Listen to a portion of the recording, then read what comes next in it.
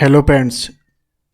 आज मैं आपको आरएसआई के डाइवर्जेशन के बारे में बताऊंगा और आपको आरएसआई डाइवर्जेशन के बारे में जानना भी बहुत ज़रूरी है अगर आप मार्केट में काम करते हो।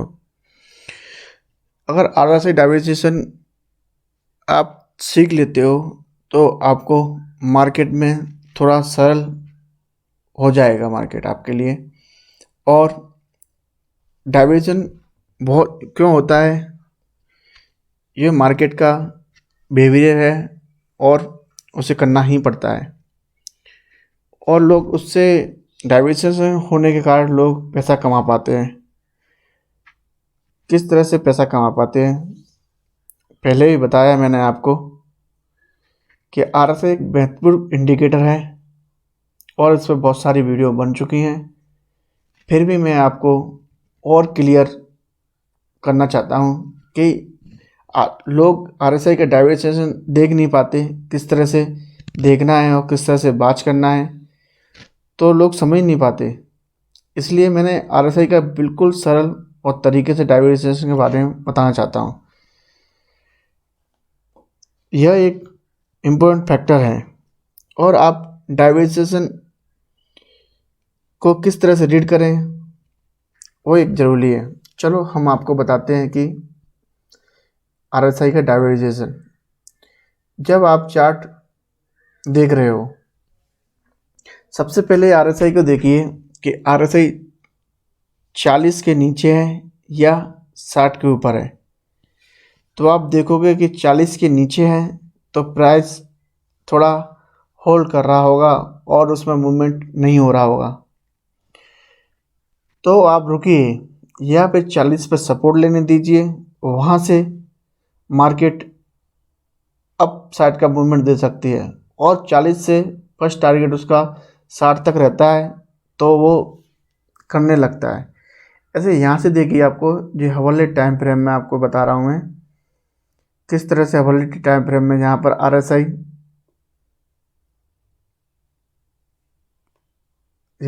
आरएसआई किस तरह से 40 के नीचे होल्ड कर रहा था।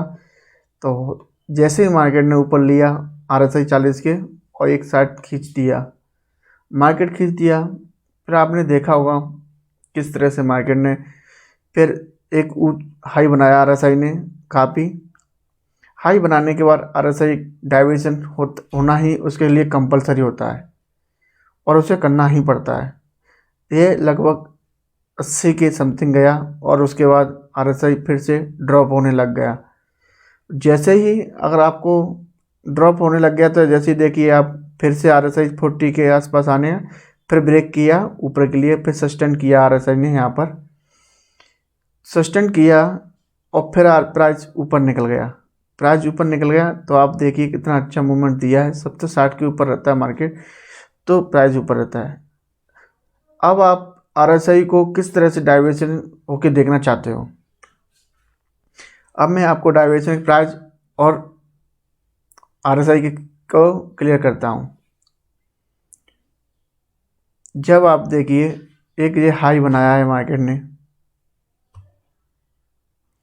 और इस तरह पे आप देखिए मार्केट ने ये सबसे हाई था। जब इधर वाला ये हाई नहीं बना, उससे पहले ये वाला हाई था, तब इस समय मार्केट एक लाइन में यहाँ ड्रॉ कर दिया, एक सबसे ऊपर हाई पे कर दिया है। जब मार्केट सबसे ऊपर ये वाला फर्स्ट हाई था, उसके बाद आरएसआई यहाँ पहुँच गया सबसे 75, फिर प्राइस थोड़ा सा ड्रॉप किया और आरएसआई ने ड्रॉप किया। दूसरी बार प्राइस उससे भी ऊपर हाई चला गया पर आरएसआई नीचे ही रह गया। तो यही मार्केट का प्राइस के साथ डाइवर्जेशन होता है। फिर मार्केट ने फिर नीचे आया, आरएसआई भी नीचे आया, ऊपर गया, फिर हाई बनाया। तो चलते चलते मार्केट ऐसे ही बार बार हाई लो बनाता जाता है और आरएसआई थोड़ा थोड़ा ड्रॉप होता जाता है। देखिए, और यहाँ से ये ड्रॉप होते होते एक चैनल बनाने लग गया और इसे लाइन को सस्टेन करने लगा।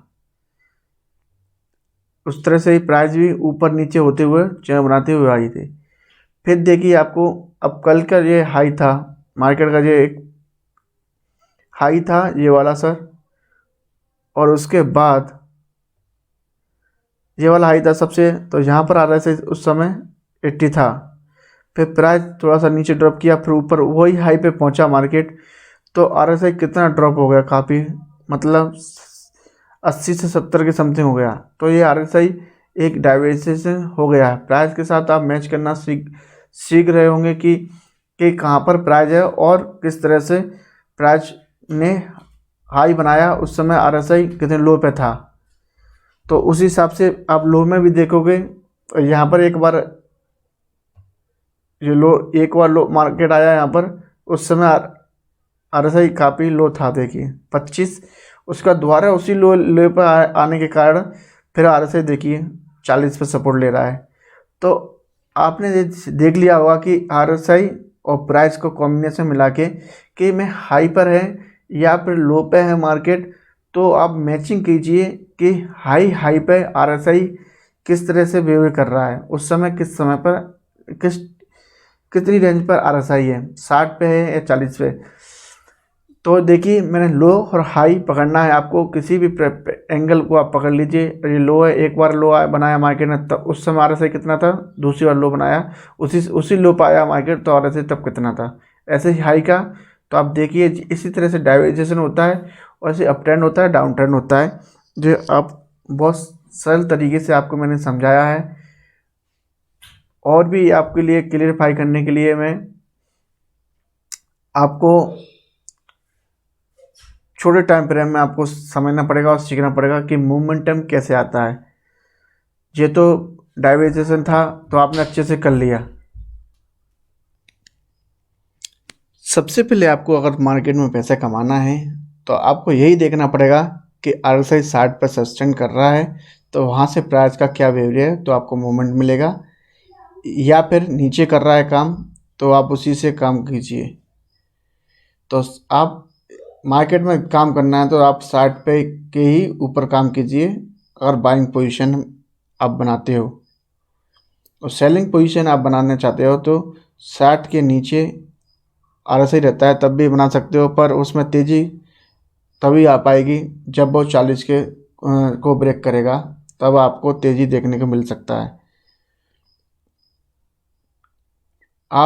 मैं ये चार्ट ज़रोधा में देख रहा हूँ, आप ज़रोधा में अकाउंट खोलना चाहते हो तो ज़रोधा में अकाउंट खोलने लिए डिस्क्रिप्शन लिंक दिया है, और आप स्टॉक में भी आप अकाउंट खोल सकते हो ऑप्शन के लिए, और चार्ट के लिए ज़रोधा में अकाउंट ओपन कीजिए, और मेरा चैनल को सब्सक्राइब और शेयर कीजिए और लाइक कीजिए, और कमेंट के माध्यम से मुझे आप कोई भी क्वेरी पूछ सकते हो, आप पूछिए, उसमें आपको रिप्लाई ज़रूर दिया जाएगा। जय हिंद, जय भारत।